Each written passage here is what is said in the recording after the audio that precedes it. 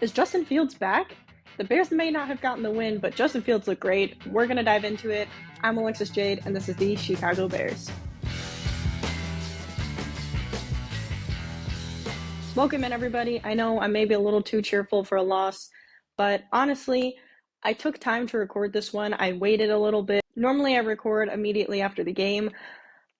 I was fuming. I was so angry. I went to the gym. I worked out. I needed to get away from Bears football for a bit. But I'm glad I did, because now I'm able to look at the game in hindsight and give a better, analysis of the game.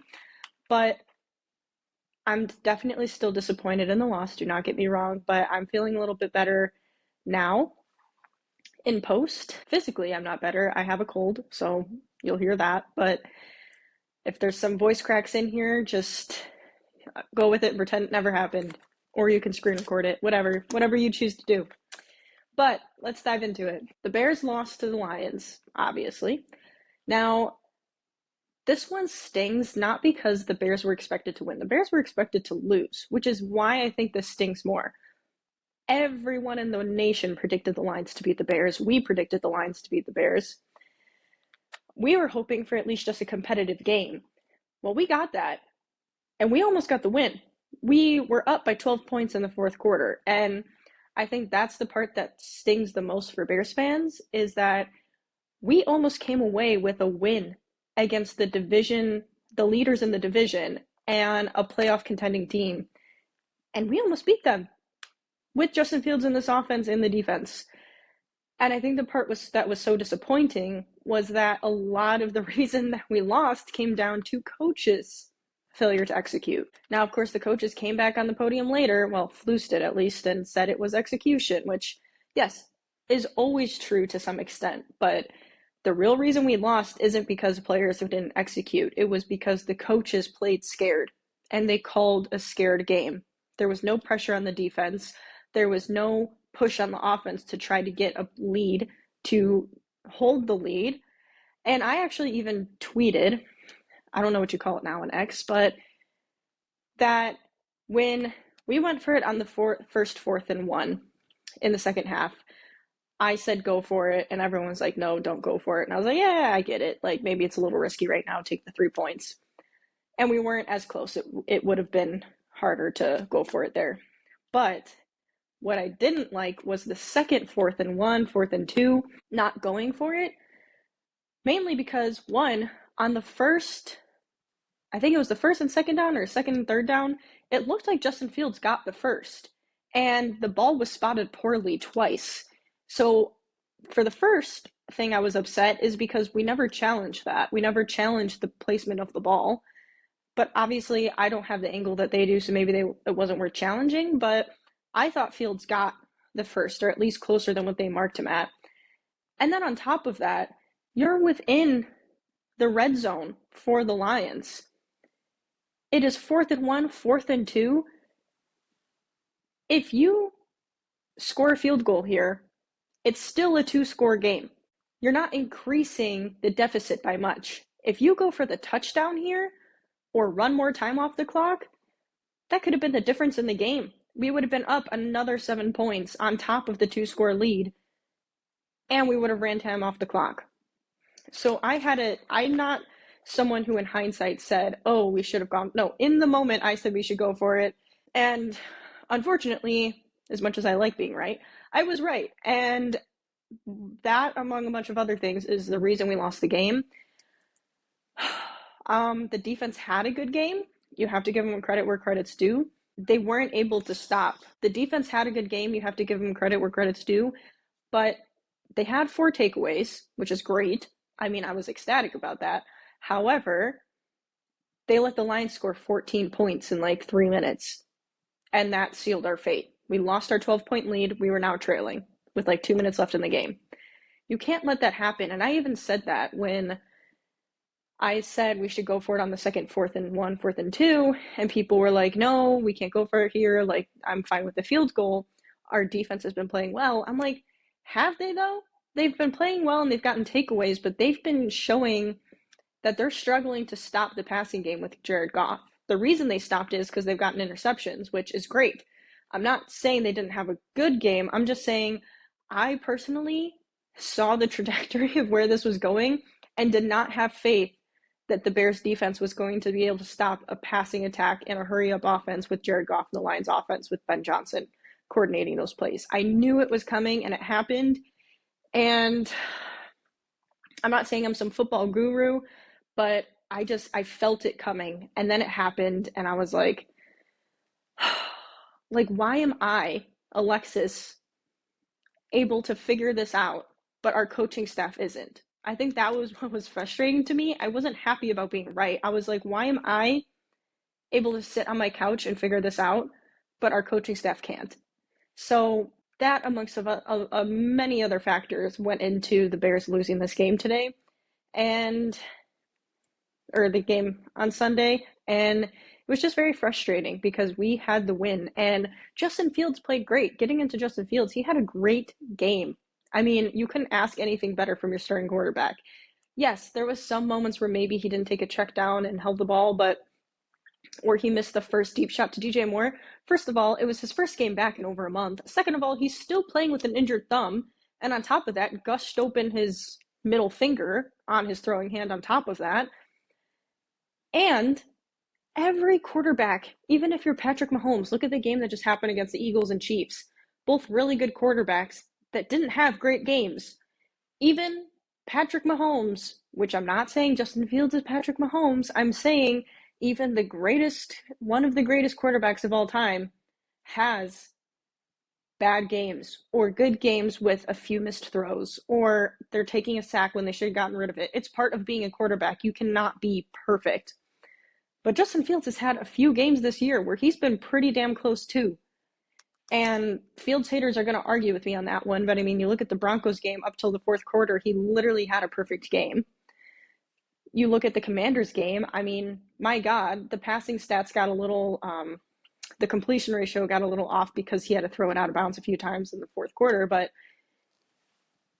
this game, anyone who tries to discredit Justin Fields, first of all, because of his stat line of 169 yards, 1 touchdown, no interceptions, and over 100 rushing yards. Anyone who tries to discredit the rushing yards pisses me off because he is a dynamic quarterback.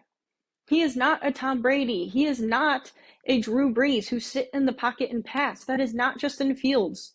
And if you're sitting here and your only critique of his game is, yeah, he did all right, but he needs to throw more from the pocket, that wasn't the game plan. It's not like he scrambled on probably maybe 30% of the times he ran was him scrambling. The other were designed runs. This was the game plan going into the game, was to use Justin Fields' legs and stretch the offense, make the defense sweat, get them tired, have them guessing on if it's a handoff, if Justin Fields is scrambling, if he's going to roll out and throw downfield. And it worked for the majority of the game. So anyone who is saying or trying to discredit his rushing yards, if that's not a QB stat, it is. In today's league, being a dynamic quarterback is extremely important. And Justin Fields is one of the best running quarterbacks ever in the NFL. That is a huge part of his game. You may not like it. You may like the traditional drop back passers, but that is not what he is. And it's not just meaningless 100-yard stat line. Look at the game. He had the Lions defense on their toes. Majority of the game, they had no answers for him. They were terrified of Justin Fields, and they had no way to stop him. The Lions head coach after the game said he had a hell of a game, and he played great, and he is a tough opponent to go against. When opposing teams know Justin Fields is starting, they have to game plan around him. They don't have to game plan around Darnell Mooney or Cole Kmet. They know DJ Moore is his top target, but they are mainly concerned about Justin Fields because of his dual threat abilities. So that is my tangent on anyone discrediting his rushing yards, because at this point, you have your opinion on what you want to see from a quarterback, and you have it in a traditional sense of a drop back quarterback, which is fine. If that's your preference, sure. But that's not what he is. And anyone wanting someone like Drake May or Caleb Williams, that's not what they are either. So if that's why you're pitching to get rid of Fields to go get one of them, I hope you're aware that those quarterbacks are also not straight drop back passers either. So Oh, that's my tangent. I'm not going to keep going into it, but I think Justin Fields had a great game, and anyone trying to pin this loss on him in the fourth quarter turnover, I mean, it was literally 20 seconds left on the clock. Darnell Wright got beat. That's all it was. Fields was maybe a second 30 into his drop back, and Darnell Wright literally bulldozed into him. He was mid trying to chuck a Hail Mary and was bulldozed into. It was garbage time. There was nothing he could do. He had a fraction of a second to respond. It is what it is, but I just don't understand the Bears fans' fascination, some of them, with not wanting to dislike Justin Fields. And I've been called a Justin Fields homer and all of that. And the thing is yes, maybe in some aspects I can be a little biased in my opinion of Justin Fields and advocate for him more. Sure, I like Justin Fields. I want him to be the quarterback. I've openly admitted that. But also, I feel like a lot of Bears fans who dislike Justin Fields are expecting the next Patrick Mahomes. And they think if we can just have the next Patrick Mahomes or CJ Stroud, that would solve our problems. And the quarterback is the main issue. And yes, Justin Fields has stuff to work on. But players like CJ Stroud and Patrick Mahomes and Josh Allen, they're anomalies. They're not a given. And drafting a Caleb Williams or a Drake May is not a given that they're going to turn out to be a superstar quarterback. And if your argument is, yes, well, it's resetting the rookie time clock and, having to pay them out, well, those guys are question marks. If Fields continues to play well, he doesn't even have to ball out like some people say he does. If he continues to play well and efficient and consistent and show that he is a good quarterback in this league, there is absolutely no reason to trade him for a question mark of a player that you then have to develop. You're guaranteed to keep losing because you're playing with a rookie quarterback who's learning. And you're trading away a quarterback who you know is efficient, that if you build up talent around them could be even better. And I just feel like Bears fans are so used to not having a quarterback and using the quarterback as the scapegoat that we can't appreciate when a quarterback is just good. Justin Fields doesn't even have to be a top 10 quarterback in this league, although I do think he could be a top 10, 15 on a concurrent basis if he stays healthy. And anyone arguing the stay healthy factor, only 10 quarterbacks in the entire NFL last year stayed healthy for all 17 games. So let's not even get into that. But Justin Fields, even if he turns out to just be a good quarterback that you win with, he is a dynamic threat and he is a good quarterback. Why would you trade that away? I just don't understand some of the fascination with trading for a quarterback. I think it's just like a new shiny toy and you just want it and you think it's going to make things better. And then it doesn't. And I'm not saying if Justin Fields all of a sudden plays like crap and doesn't look good that, we need to stand by Fields, because maybe then he's not the guy here. But if he continues to just show improvement and play on a consistent level, there's no reason in my book to trade him. And I don't know why people just want to look for his flaws and why people want to trade him so bad. So I don't know. That's just my long tangent on Justin Fields, and I'm glad he's back.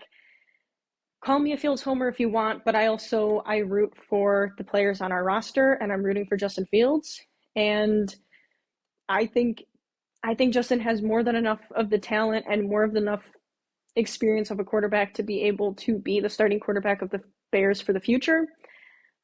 We'll see how the rest of the remaining 6 games go, but I'm very curious if he keeps playing like this on a consistent level, what that looks like. Speaking of playing on a consistent level, our next matchup is the Minnesota Vikings, which is going to be a very tough game. Justin Fields, that's the game he got injured on over a month ago, is playing against the Vikings. He didn't have a great game. Now, granted, part of the blame is on him. Part of that is on Luke Getsy and the coaching staff, because then Bajan came in and also didn't play that well either. It was just like the Bears were completely not prepared for the Vikings. I don't know how I feel about the Vikings coming off of a loss to the Broncos, because on one hand, I'm like, thank God they're not on their hot streak anymore. But on the other hand, I'm like, now they're going to come in this game thinking this is our get right game against the Bears again. So I'm partially worried about that, but also I didn't expect us to almost beat the Lions, and we almost did. So if the Bears offense, and mainly if the play calling can actually, the coaches can actually prepare for this game, then I think we have a shot to keep it close with Minnesota. I think this blitz-heavy team on defense for the Minnesota Vikings is going to be tough. It's going to be tough on our offensive line, and it's going to be tough on Justin Fields, but I'm hoping the Bears coaching staff has them a little more prepared this week. And on Monday Night Football, we go out and we play efficiently and we scheme up a good offensive plan and are able to either come away with a sneaky win or at least keep it a competitive close game, and Justin Fields does not get injured and continues to show improvement and consistency. On defense, I don't know what to expect anymore. Justin Jefferson is maybe set to return. It's undetermined yet. So if he's back, it's going to be really interesting to see how the Vikings team performs against our defense. And Kirk Cousins is out now with Dobbs stepping in. So the defense, I'm hoping, can maybe, if we could get 4 takeaways on Jared Goff, I'm hoping we could get some on Dobbs, but it's really just it's going to depend. We're going to see here. But I think if the defense can get enough stops and the offense can get a few points on the board, we have a chance of winning this game.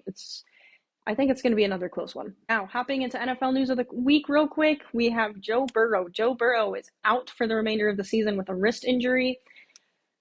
If we want to talk about quarterbacks and Justin Fields or Lamar Jackson, who are consistently have an injury problem, well, then I think we need to talk about Joe Burrow. I tweeted this and people were like, whoa, watch it. He's gone to the Super Bowl. And I'm like, that's great. That doesn't mean anything in terms of injury. Joe Burrow has missed now 2 seasons, entire seasons due to injury. He started the season with a calf injury. Every season he has something going on. So I'm not trashing Joe Burrow or saying he's a bad quarterback. I'm just saying you got to keep it consistent. If you're going to sit here and say that Justin Fields and Lamar and players like him are injury prone and whatnot, then you also have to say the same thing for Joe, because Joe can never stay healthy. Regardless, he is out for the rest of the season. I hope he has a speedy recovery, but that really sucks for Bengals fans because they looked like they were maybe starting to find their groove to make a playoff push. Zach Wilson has been benched after almost over half a season of the Jets coaches saying that Zach Wilson is our guy. We stand behind him. He's our starter. When Aaron Rodgers went down, all of a sudden, Zach Wilson isn't just benched. He is the 3rd string quarterback. He is not benched to be the backup. He is the 3rd string. Behind 2 other backup quarterbacks, he is now the 3rd quarterback on the roster. When Robert Saleh was asked, what happens with Wilson now, he said, we'll figure that out in the offseason. Not sounding good for Zach Wilson. It still baffles me how he got picked above Justin Fields. I never understood that, but I'm not upset by it because that means we have Justin Fields. So it all worked out the way it needed to, but man, that does suck for Zach Wilson. I do feel for the kid, but he hasn't been performing well, and honestly, I'm kind of surprised it took them this long to decide to pull the plug on him. But Zach Wilson, 3rd string quarterback. And finally, the game I mentioned earlier, the Eagles beat the Chiefs 21-17. It was a bloodbath, that game. I mean, holy cow, both defenses were on fire. Offenses were struggling, and I gotta say, I hope it's a little more entertaining, a little bit more wow splashy plays, but if that's a Super Bowl again, it is going to be a tough matchup. The Eagles are red hot right now, and the Chiefs are obviously contenders as they always are, but that was a heck of a game, and the Eagles beat the Chiefs. So if it is another Super Bowl matchup, I'm curious to see how that outcome turns out. Now for my NFC North predictions, this one's a little interesting because it is NFC North week. We have 2 division showdowns, which means our entire division is playing each other this week. Up first, we have the Lions versus the Green Bay Packers. Green Bay is coming off a win. The Lions are coming off of a win. I feel like the easy pick here is the Lions, especially because they're the better team. But we almost beat the Lions. However, Green Bay doesn't have Justin Fields. And Justin Fields, honestly, is what kept the Lions defense on their toes for most of that game. and our defense got 4 takeaways. So I don't think that's going to happen for Green Bay. I really don't. I don't even know if Jordan Love keeps this one close. I'm kind of predicting a not so good game for Green Bay, especially coming off of a win. For some reason, I'm just feeling that they're not going to perform their best. So I have the Lions winning this one 30-17 against Green Bay. And for our second NFC North matchup of the week, it is, of course, the Bears versus the Vikings. I already broke down my pregame a little bit for this week, but overall, I think this one's going to be another tough division matchup for the Bears, another tough one for Justin Fields. It's a repeat game of where he got injured. As much as I want the Bears to win this one, and then part of me does think we can find a way to win this one, and I kind of think we might, I'm still going to play it safe, and I'm going to predict the Vikings to win this game 23-20. I think it's going to be close. I think it's going to be low scoring because I think our defense will get some stops, and I think their defense will get some stops. My only hope is Justin Fields stays healthy and just can show consistency, and the play calling helps this team out.